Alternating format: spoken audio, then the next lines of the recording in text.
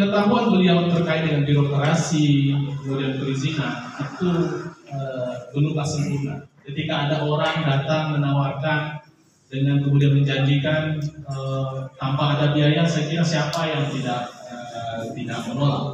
Nah, atas iming-iming itulah kemudian beliau mengiyakan, lalu kemudian beliau lakukan, walaupun beberapa produk itu juga sudah terbit di periode kepala desa sebelumnya. Beliau Singapurnya di tanah tembok dari kamar ini, beliau tinggal di sini. Sesi selanjutnya kita ada sesi tanya jawab, ya. Kalau yang mau bertanya kita batasi satu media 3 pertanyaan barangkali, begitu biar cepat waktunya. Jangan langsung frame ya. Assalamualaikum warahmatullahi wabarakatuh. Waalaikumsalam. Bahwa situasi tersebut tidaklah kita harapkan. Oleh karenanya pada kesempatan ini dengan kerendahan hati saya ingin menyampaikan permohonan maaf saya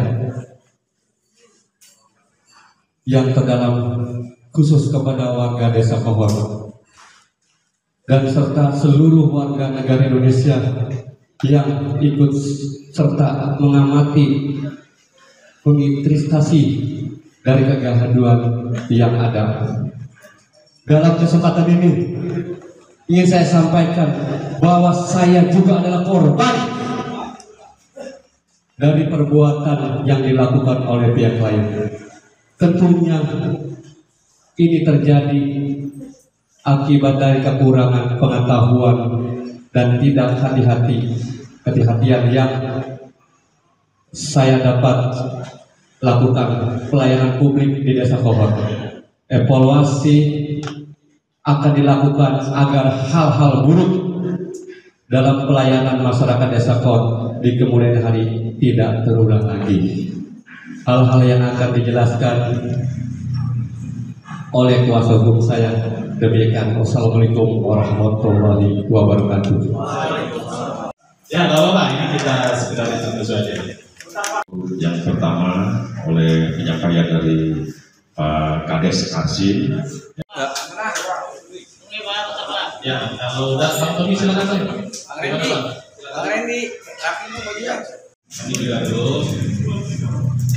Sebelum dimulai ini, menyampaikan terima kasih. Apa ya? Tentu karena proses Sedikit memahami karena kami sempat di awal tuh jadi kuasa hukumnya, lalu kemudian beliau mencabut, beliau menunjuk kuasa hukum yang lain. Printer, komputer yang ada di rumah beliau itu kan adalah kebutuhan beliau berkaitan dengan surat menyurat di rumah. Nah, saya kira apakah itu pencetak dokumen palsu, saya kira teman-teman bisa lihat sekelas komputer itu apakah sama dengan pencetak uang yang ada di Makassar, kan tidak, karena dokumen yang diterbitkan itu kan bukan dokumen seperti perinan biasa. Itu saya hanya membantu jawab ya, kurang lebihnya nanti silakan tanyakan ke kuasa hukum Pak Sekdes. Kalau misalkan yang mantan kepala desa itu memang dia keterlibatannya apa? Kita tidak ingin mengomentari itu karena ranahnya berbeda dengan kami. Tapi memang kami ingin sampaikan pada saat penggeledahan di 3 titik itu ditemukan dokumen yang diduga dipalsukan oleh kepala desa sebelumnya. Karena itu jelas munculnya di tahun-tahun sebelum Bapak Arsin menjadi kepala desa. Mulai sadar dipalsukan itu kapan? Dipalsukan apa? Dokumennya itu. Mulai sadar kalau itu dipalsukan. Enggak, kita menduga. Perihal kapannya kita tidak bisa memastikan. Tapi kalau yang itu pastikan tahun 2022. Gimana? Kalau garapan iya. Kamera bang. Garapan ya. Bang, penegasan bang terkait pencatutan nama warga bang. Penegasan lagi bang. Ada benar itu bang? Pencatutan nama warga Terkait SHGB. dalam hal ini, kalau bicara historinya, itu kan seperti yang saya sampaikan bahwa di sini tuh akan ada pembangunan oleh pengembang. Dari beberapa warga yang merasa, nah ini kan yang merasa dulu pernah menggarap di pinggir laut, lalu kemudian datanglah ke desa untuk dibuatkan surat garap. Ini terjadi di di kepala desa sebelumnya juga kan gitu. Nah dari surat garap itu dalam waktu yang bersamaan datang juga tuh pihak ketiga tadi itu untuk menawarkan biaya pengurusan, menawarkan jasa pengurusan.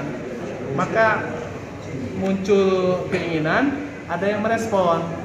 Nah, dokumen-dokumen yang dibutuhkan semua itu disiapkan dan dikonsep oleh pihak ketiga tadi. Nah, mengenai apakah ada mobilisasi pengumpulan KTP, silakan tanya kepada warga, baik itu yang sudah memberikan keterangan di Mabes maupun yang belum. Kalaupun hari ini ada yang mengatakan tidak pernah, silakan nanti tanyakan siapa rangkaiannya. Karena desa Pohon itu desa kecil kok, akan ketemu siapa dari mana dan seperti apa. Jadi kami tidak bisa mengomentari perihal fakta itu, tapi berdasarkan warga yang menyampaikan keterangannya di Mabes Polri, tidak ada mobilisasi ataupun kemudian memaksa untuk menyerahkan atau pencatutan. Semua berdasarkan permohonan dan mereka tanda tangani. Mereka tanda tangani.